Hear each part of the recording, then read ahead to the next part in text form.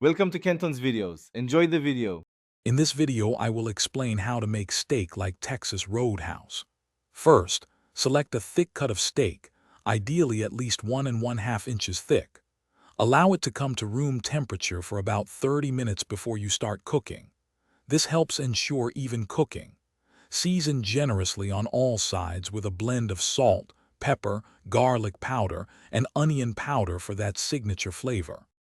Next, it's time to get that incredible sear. Heat a cast iron skillet over high heat until it's smoking slightly, around 500 degrees Fahrenheit.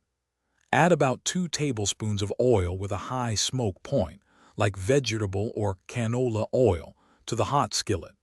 Place your seasoned steak in the pan and sear each side for 2 to 3 minutes to develop a beautiful, flavorful crust.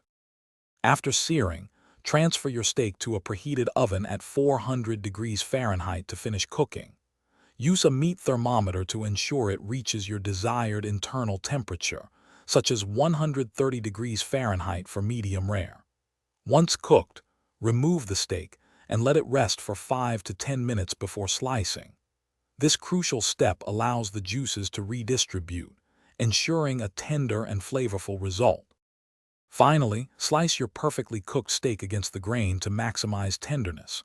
Serve it immediately with your favorite Texas Roadhouse-inspired sides, like a loaded baked potato or some fresh green beans. Enjoy the delicious, restaurant-quality steak you've made right at home. And speaking of upgrades, if you're looking to upgrade your clean game, check out the Shark AI Ultra Robot Vacuum. You can find a link to it, along with other great deals, in the description below this video.